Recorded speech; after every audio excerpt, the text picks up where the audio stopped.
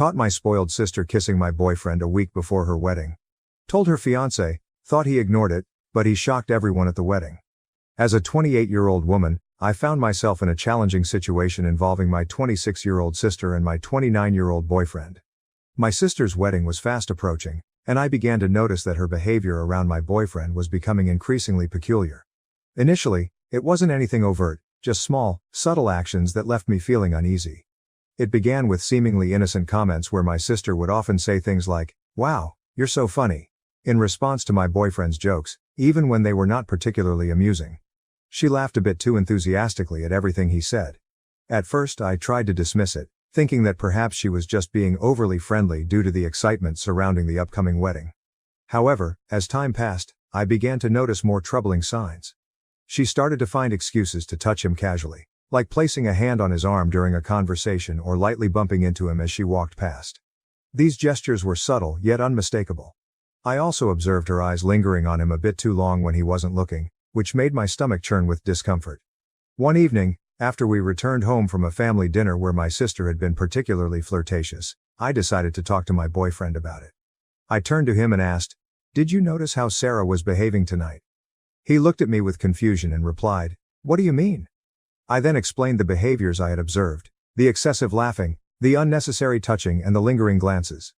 He listened, but after a moment he simply shrugged and said, "I think you're overthinking it. She's probably just excited about the wedding.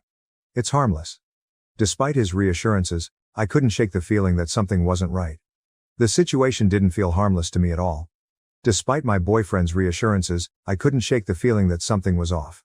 So I decided to keep a closer eye on things, hoping that I was just overreacting and that my suspicions were unfounded. But the next few weeks were tense. Every time we were around my sister, I found myself constantly watching her, noticing every little thing she did. It became clear that she was always trying to position herself near my boyfriend. She would often sit next to him whenever she could, and she seemed to find endless excuses to ask for his help with wedding-related tasks, even when I was standing right there. One day, we were all at my parents' house for a family barbecue. At one point, I went inside to use the bathroom, and when I returned, I saw something that made my heart sink. My sister and my boyfriend were talking quietly in a corner of the yard, standing unusually close to one another. My sister was giggling at something he said, a sound that made my stomach churn with unease. The moment they noticed me, they quickly stepped apart, and my sister walked away as if nothing had happened. I felt a wave of nausea and anger but decided not to confront them on the spot, not wanting to create a scene at a family gathering. Instead, I waited until we got home that night. When we were alone, I tried to approach the topic as calmly as I could. I asked my boyfriend what he and my sister had been discussing earlier. He seemed surprised by my question and explained that they were just talking about some wedding details, like the music selection. His response didn't satisfy me. I couldn't help but question why such a simple conversation required them to stand so close together. He sighed, clearly frustrated, and tried to dismiss my concerns. He assured me once again that there was nothing going on, insisting that my sister was just being friendly. But by this point, I couldn't hold back my feelings any longer. I expressed my frustration, pointing out that my sister was practically throwing herself at him, and he wasn't doing anything to stop it.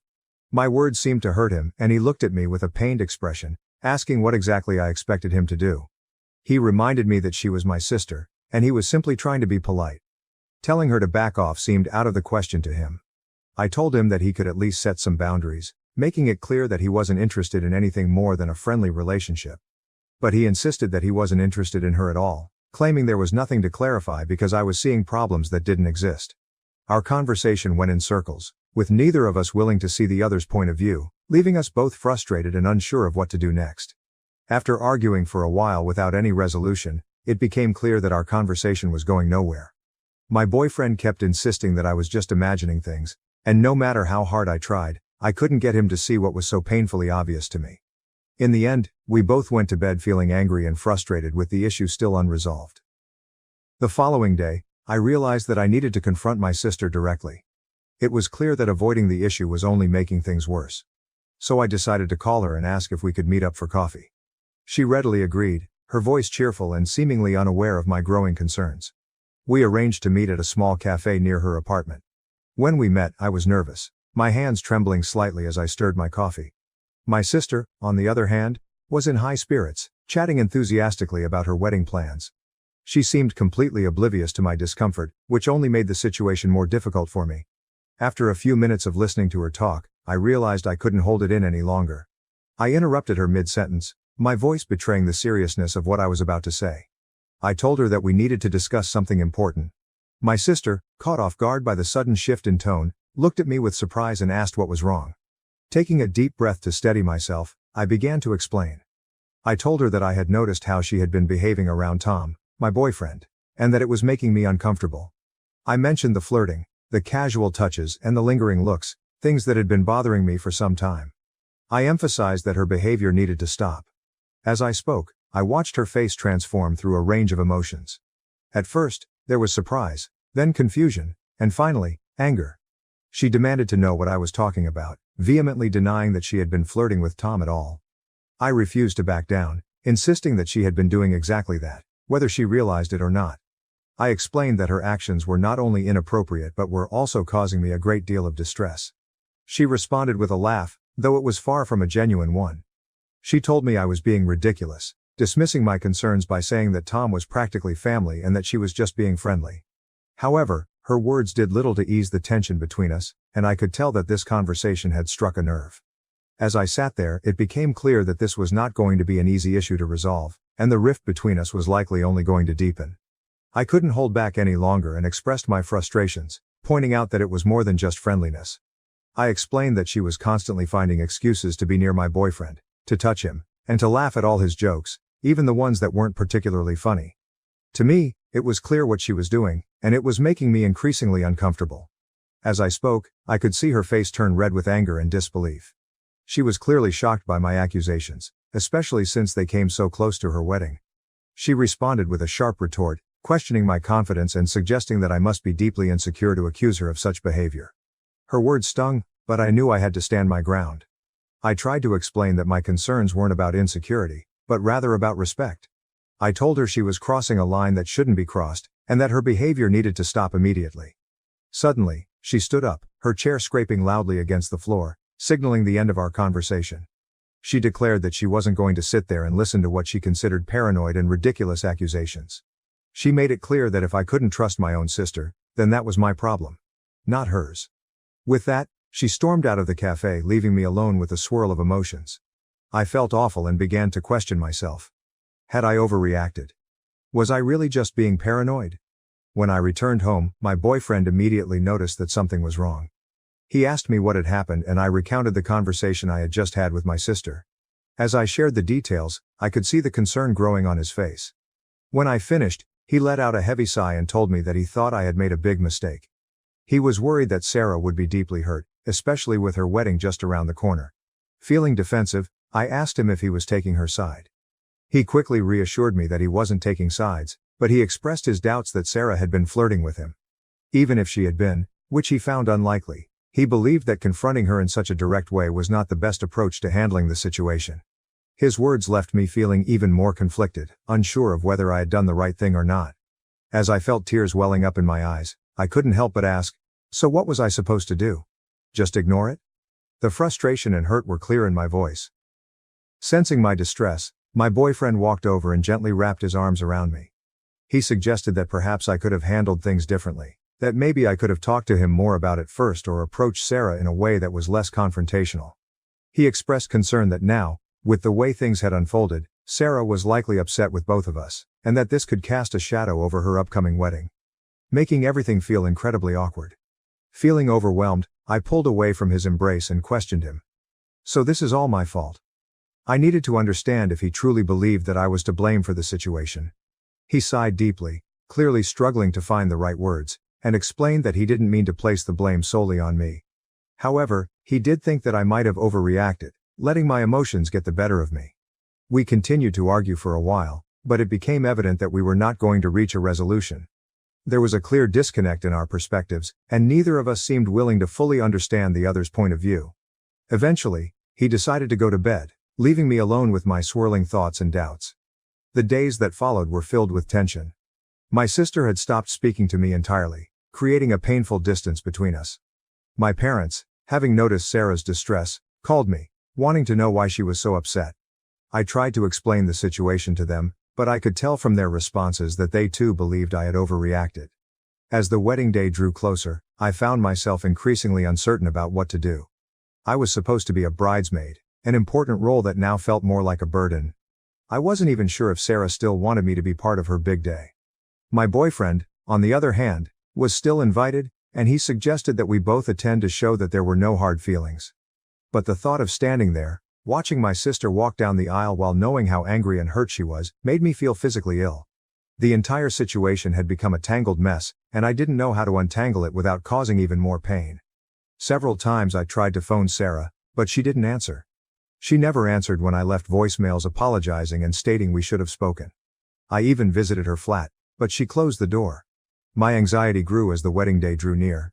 Though I wasn't convinced, my partner kept urging me to let go, that everything would blow over.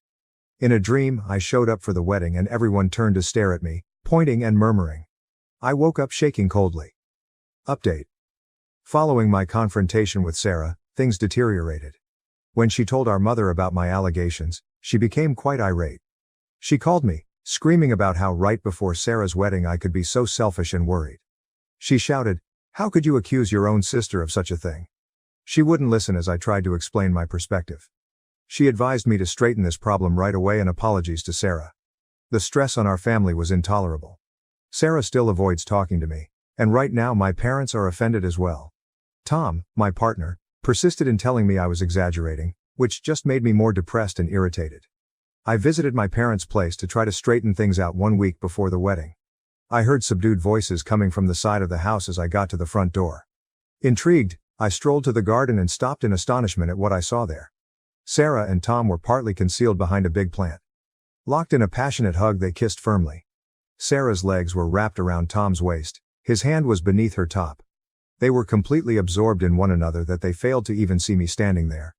I thought I had been given a stomach punch. All the air left my lungs and for a minute I was unable to move or talk. As the reality of what I was witnessing began to sink in, a powerful wave of anger and betrayal surged through me. My emotions overtook me and I found myself screaming, "What the hell is this?" My voice trembled, thick with the intensity of what I was feeling. The reaction from both of them was immediate. My sister and my boyfriend jumped in shock, their guilty expressions betraying them completely. Sarah's face drained of color, turning pale as she realized she had been caught, while Tom fumbled to find the right words, stammering, "It's not what it looks like." But it was exactly what it looked like, confirming every fear and suspicion that had been gnawing at me. Tears began streaming down my face as I choked out, "How could you? My own sister and my boyfriend." The pain in my voice was unmistakable. Sarah too began to cry, her voice quivering with regret as she tried to apologize. "I'm so sorry," she sobbed, struggling to explain. "We didn't mean for this to happen." But I couldn't stand to hear any of their excuses. The betrayal was too deep, too raw. Without another word, I turned and fled, running back to my car. Their desperate calls for me to return fell on deaf ears as I drove away, my mind spinning with disbelief and hurt. As I sped away, my phone began to ring repeatedly, first Tom, then Sarah, and finally my mom. I couldn't bring myself to answer any of them. The pain was too fresh, too overwhelming. When I finally arrived home, I felt numb. I immediately packed a bag with some clothes and the essentials I would need for a few days. I couldn't stay here, not after what had just happened. I sent Tom a final text message, simply stating, "We're done, don't try to contact me again." Then I turned off my phone, cutting off any further communication, and left. Now I'm writing this from a hotel room in a nearby city, unsure of what my next steps should be. With the wedding just a few days away, I know there is no way I can attend. My relationship is shattered and the bond I once shared with my sister may be irreparably damaged by this betrayal. It feels as though my entire world has been turned upside down. Everyone made me feel like I was crazy for suspecting something was wrong, but in the end I was right all along.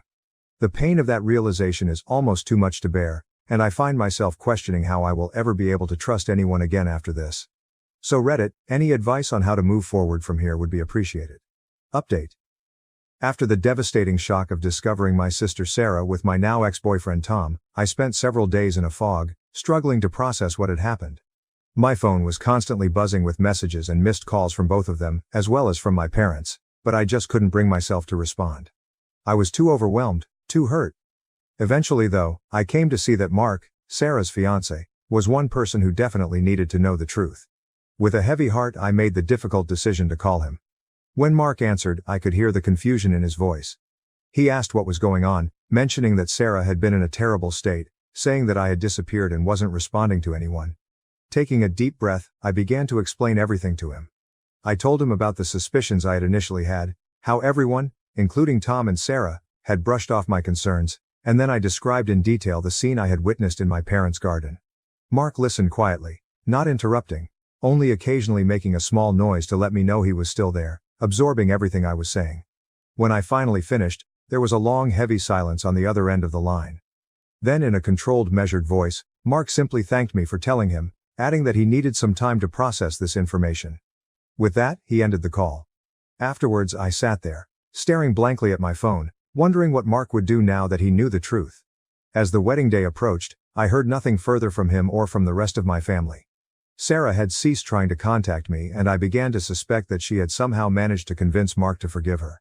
The thought that she might actually escape the consequences of her actions, that she could go on to have her fairy tale wedding while my life was in shambles, made me feel physically ill.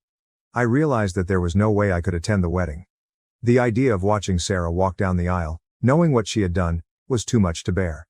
Instead, I decided to spend that day alone, focusing on how to rebuild my life in the wake of such profound betrayal. On the evening of the wedding, I received an unexpected call from my cousin, Emma. There was an unmistakable tone of excitement and urgency in her hushed voice as she said, "Oh my God, you won't believe what just happened."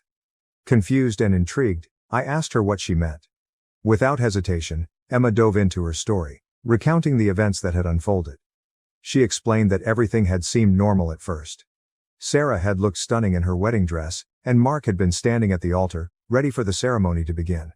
But when it came time for the vows, Mark had unexpectedly stepped forward and announced that he had something to say. My heart began to race as I listened to Emma describe the scene. Mark, in front of everyone, declared that he couldn't go through with the wedding. He told the guests that he could not marry someone who had betrayed her own sister and devastated her life by getting involved with her boyfriend. Emma continued, recounting how Sarah had turned completely pale at Mark's words. Then, to everyone's shock, Mark turned to my parents and apologized, telling them that they needed to know the real reason why I had distanced myself from the family. Emma went on to say that Sarah had started crying. My parents had been left startled and perplexed, and the guests had started whispering among themselves in an attempt to make sense of things. Mark had then walked out of the church, leaving Sarah sobbing alone at the altar. It was like something out of a movie, Emma told me, her voice still tinged with disbelief. Everyone's in shock. Your parents are trying to get the full story from Sarah, but she's an emotional wreck. As I sat there, absorbing everything Emma had just told me, I felt a mix of emotions. On one hand, there was a sense of vindication, knowing that the truth had finally been revealed. But on the other hand, I couldn't help but feel a deep sadness for the pain and turmoil this had brought upon my family. Emma, sensing my silence, gently asked, "Are you okay?" I'm not sure," I said truthfully. I never wanted it to wrap like this. After a little more conversation with Emma, I hung up and sat silently attempting to sort things. Though at what cost, the truth was out. My friendship with Sarah broke, my relationship with Tom ended, and now my whole family was in crisis. I came to see that although the truth was now clear-cut, it did not instantly correct everything. Healing and regaining trust still lay a long road ahead. But I felt a little relief for the first time since this entire ordeal started. At least now, I could begin to advance free from the weight of silent facts dragging me back. Regarding what next, I'm not sure. Though I know I will eventually have to face my family, right now I am living one day at a time. If nothing else, this encounter has shown me the value of following my gut feeling and defending myself even in front of people who question me. To all who helped me through my journey, thank you. Your words of encouragement have more value than you could possibly know. And to others in the same circumstances, keep in mind. Rely on your gut feeling and resist being gaslighted into disbelieving your own impressions by anyone. Thank you for watching. If you haven't subscribed yet, please do so and hit the notification bell to stay updated with more shocking real-life stories happening around you.